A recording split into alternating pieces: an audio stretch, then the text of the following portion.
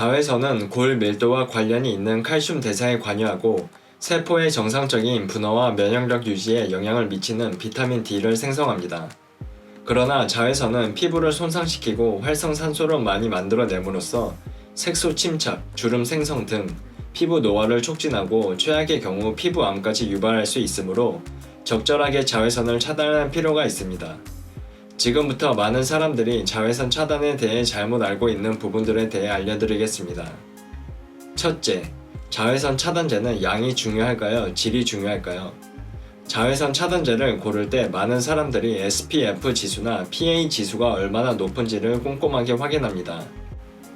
여기서 SPF 지수란 UVB 자외선 차단 지수인데요.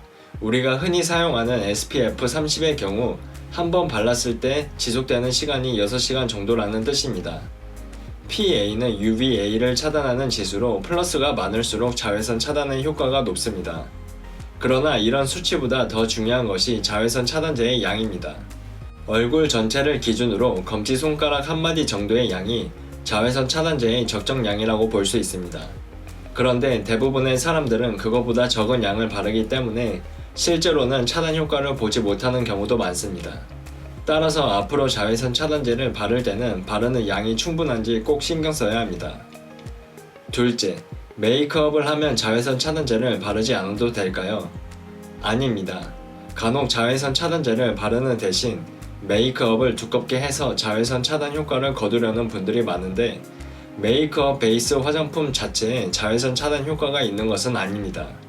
물론 최근에는 비비크림이나 파운데이션에 자외선 차단 기능이 있다고 선전하는 제품들도 있지만 이런 제품의 경우 보통 권장 사용량보다 적은 양이 포함되어 있기 때문에 실제 차단 효과가 낮을 수 있어서 주의해야 합니다. 셋째, 민감성 피부라면 자외선 차단제를 바르지 말아야 할까요? 피부가 민감한 경우 자외선 차단제가 피부에 자극을 줘서 얼굴에 뭐가 났다고 호소하는 분들이 많습니다. 그렇다고 해서 자외선 차단제를 바르지 않는 것은 부적절한 선택입니다. 대신 자외선 차단제를 고를 때 성분을 꼭 확인하세요.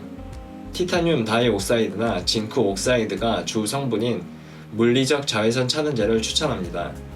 물리적 자외선 차단제는 피부 위에 얇은 막을 형성해 자외선을 반사해내는 데 비해 화학적 자외선 차단제는 자외선을 피부에 흡수시킨 후 낮은 열량의 에너지로 바꾸는 방식이라 피부에 자극이 생길 수 있기 때문입니다.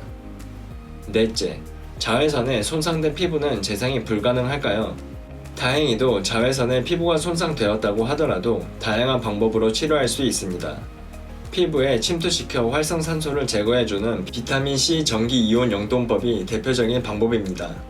피부 속에 미세한 전류를 가해 고농축 비타민C를 주입하는 방법으로 이를 통해 멜라닌 세포의 형성을 억제하고 콜라겐 생성을 촉진시켜 탄력 개선 및 기미 주근깨 등 색소 치료에서 효과를 거둘 수 있습니다. 노화된 피부를 건강하게 복원시키는 방법으로 리쥬란 시술도 주목받고 있는데요. 리쥬란은 연어에서 추출한 폴리뉴클레오타이드로 DNA를 일정 간격으로 잘라 만든 생체 적합 물질입니다. 피부 재생 능력을 활성화해 피부 속 환경을 개선하고 피부 구조를 복원하며 표피 및 진피를 건강하게 하여 피부 탄력을 증가시킵니다. 피부의 진피 내에 직접 촘촘하게 주사하는 시술로 3-4주 간격으로 3회 정도 시술합니다. 이런 여러가지 치료 방법이 있지만 소 잃고 외양간 고치는 것보다 소를 잃지 않는 게 중요하겠죠. 자신의 피부에 맞는 자외선 차단제를 골라서 여름뿐 아니라 사계절 내내 선크림을 발라주는 것이 가장 중요합니다. 도움이 되셨다면 구독과 좋아요 눌러주세요.